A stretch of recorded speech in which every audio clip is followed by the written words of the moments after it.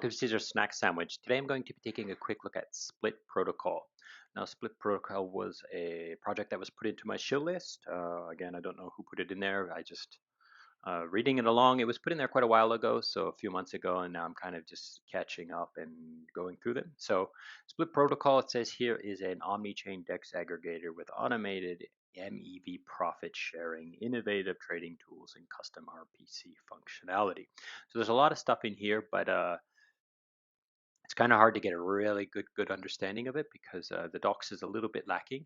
Um, it explains a lot of things, but I'd suggest you to come and read it yourself. There's not a lot to read, so it'll take you 5-10 minutes to read it. But I will kind of talk about each of the features in this video, but I don't have a flowchart to explain it for you. The DEX here, or the app, is not quite live yet. It says beta is live, so if you go to their Telegram or Discord, you might be able to get access to this beta and you can test this thing out. There's a lot of features in here and a lot of things worth talking about. So today I'm going to use the docs and kind of explain to you what each of these features is and just kind of talk a little bit about each of them one by one. So the first thing is they have gasless trading. So one of the things that if you want to trade on any chain, you need to pay ETH to trade on ETH, or BNB to trade on BNB. And they're trying to extract this need so users can just trade tokens based on whatever tokens they have and so forth. So it says here, let's read this sentence here. It says the commissions associated with these trades are covered by the platform by extracting arbitrage opportunities from the user's trades. So they're going to pay the gas for you. However, they're going to get the money to pay the gas by extracting arbitrage opportunities from your trades. Okay, so how does this kind of work? If you think about MEV, if you don't know how MEV works, should probably read this a little bit. It explains MEV in very succinct terms. You can pause this and read it and stuff like that. But basically, two pools have tokens of different value. If you buy all of your tokens on one DEX from one pool, then that pool's value of your token is different than another pool, and then a bot will just balance those back out and take the profit that is found therein. Okay, so this DEX aggregator's purpose is to stop that from happening so much, and they will make some profit by providing that service to you. So most DEX aggregators will do this already for you. They will swap through many pools so that you don't create huge arbitrage opportunities. But this one here will kind of create arbitrage opportunities and take that value and take 50% of that value and give it back to you. And then the other 50%, it says, 10% goes to the stakers of the governance token of this protocol, and then 40% goes to the treasury.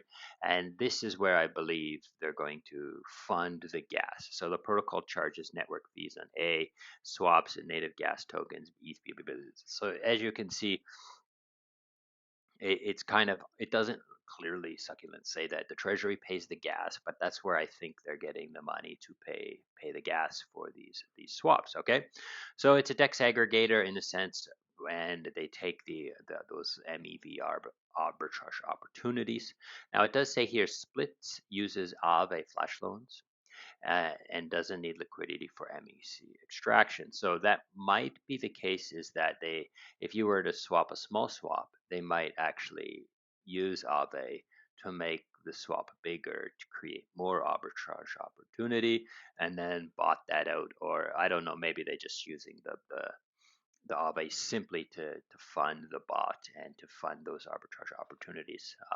Anyhow, so put it this way, you swap through them. If it finds an arbitrage opportunity, it gives you half and takes the other half for the protocol, and you don't have to pay gas. Okay. The other thing it says is it's cross-chain. So this experience is trying to make it very simple for people to, like, say you have some shitcoin on Binance Smart Chain, and you want to buy some other shitcoin on, I don't know, Optimism or something, right? So what it's going to do is it's going to take the shitcoin on Binance Smart Chain, swap it for ETH, bridge ETH over to Optimism, use that ETH on Optimism to buy that shitcoin on Optimism, right? Now, as a user, you will see it all as just one thing happening. So you're just like, I want this, I have this, and I want that, and it just converts it for you. But under the hood, it's doing bridging and stuff like that. Now it uses LeFi protocol. LeFi is a business-to-business bridging protocol. You don't see much users go to LeFi to kind of swap, to do bridging. However, a lot of protocols that have multi-chain capabilities are using LeFi under the hood or in the back to kind of facilitate their cross-chain stuff. Okay. Now, the next thing they talk about is this copy trading. If you are a trader and you want to have your strategy put here for copy trading, you can fill in this form and apply. And if you want to copy some trading, then you can do so. I'm kind of on the fence about copy trading. I don't really like it so much because you're basically buying someone else's top automatically, and that has some dangers inherent in it. However, it's up to you. That's if you want to do that, it's very hands off. It's very simple in the sense of like, you don't have to follow the person. You don't have to be at your computer all the time. It can do this copy trading for you. Limit orders. This is where this thing kind of gets interesting to me, because basically there's a lot of DEXs that don't have limit orders. You have to kind of ask another protocol to provide limit orders for you. But if you scroll down here, there's this thing here called trailing stop losses. Now that's pretty interesting. I haven't seen trailing stop losses anywhere on any DEXs on DeFi before. Now, for those of you who don't know what trailing stop losses is, I'll kind of quickly explain the three of these things. So take profit is where, let's say we're using ETH USDC, and you're thinking in US dollars. You want more US dollars. So you buy ETH, right? And ETH goes up to a certain price and you sell it and you make more US dollars. So the take profit is a way you can set that price. And then if ETH goes to that price, it automatically sells for you and you have more US dollars. Now, stop loss is a way to stop yourself from losing. So say you buy ETH and it starts going down, you're losing money. Then your stop loss might get hit, and then you will stop losing money, but you will have lost money, right? So that's the point of a stop loss and take profit. Now, trailing stop loss is the interesting one. Okay, so you set it below your price. So let's say you buy ETH at $1,000, you set your trailing stop loss at $900, right? And ETH goes up to $1,500, and your stop loss will follow you up to $1,400. So when it comes back down to $1,400, then it stops you out and it kind of becomes a stop loss that is now called a take profit. So this is kind of interesting for those of you who don't know what trailing stop losses are, but it's pretty old stuff. Most trading platforms, centralized trading platforms, do have trailing stops and so forth, especially in Forex and things like this. Now that's pretty interesting, and I do want to see kind of how this works, and kind of come in here and read. It talks a little bit about you're going to have to approve spending, you're going to have to deposit some tokens into contracts and stuff like that, just so that this thing can do what it needs to do, right?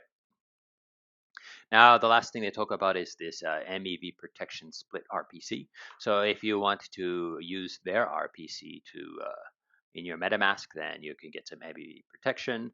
They say it's faster transaction execution, and then ability to make swaps on other DEX and extract MEV. So there's the ability to use their RPC as well. It's not just a DEX. They have the kind of a whole suite here. They have the RPC as well. There's some referral programs. You can come in here, read the tokenomics on their governance token. I'm not going to talk too much about this. You can come and read this and decide whether or not you think this token is of value to you. Okay, that's pretty much it. I hope this has been interesting and useful. I know this is not a standard Ceazor video where I break down every little aspect of this, but I don't think this protocol is completely ready for that yet. So that's it. So I hope this has been interesting and useful, and thank you so much for watching. Goodbye. If you would like to support the channel, I would suggest you to check out the secretsandwich.xyz. It's the Secret Sandwich NFT project. You can come here, you can mint an NFT, or you can come and check out your NFTs. Okay, so let's get back to it.